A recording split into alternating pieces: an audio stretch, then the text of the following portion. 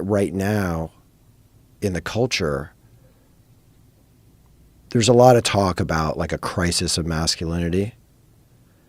I don't know if any of your guests have ever talked about that, but there's this idea in the culture right now that,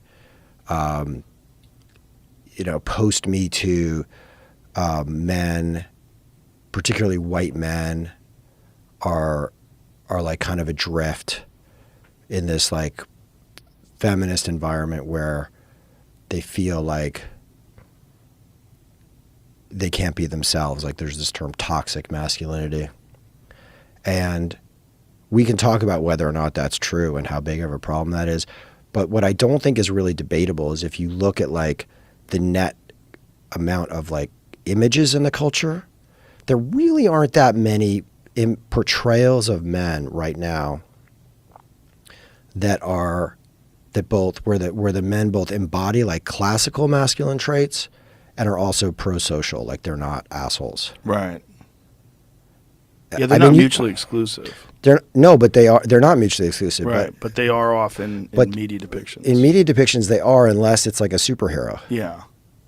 So unless you have like blue lightning coming out of your ass, it's hard to find, and that wasn't always the case. Like if you look back in the history of movies, you see all kinds of portraits of men who are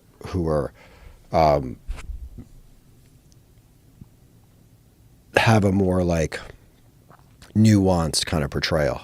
Mm. So that's something that I was thinking about here. Like these guys the characters in the show like relate to each other emotionally, but they also like are very handy with like an M4. That's not something you really see very often, and I think that there's an interest in that. I think there's a hunger for that. It's sort of what I think is part of why again, this is not to take anything away from like your intellect or your humor or anything, but I think it's part of why like people gravitate to you is because you represent, I think, a certain kind of masculinity, which is rare. I don't know that it's rare like in the world, but it's like rare in the media culture. In that you're like very, you're not like one of the big I think men and women, by the way, are like more the same than they are different. Like there's what makes a good man and what makes a good woman are like the same things, right? Like we want men and women to be kind and like compassionate and curious and responsible. Those are all, but there are certain traits that are, modulated by testosterone that are much more inherently male than female. Like violence is one of them. Yeah.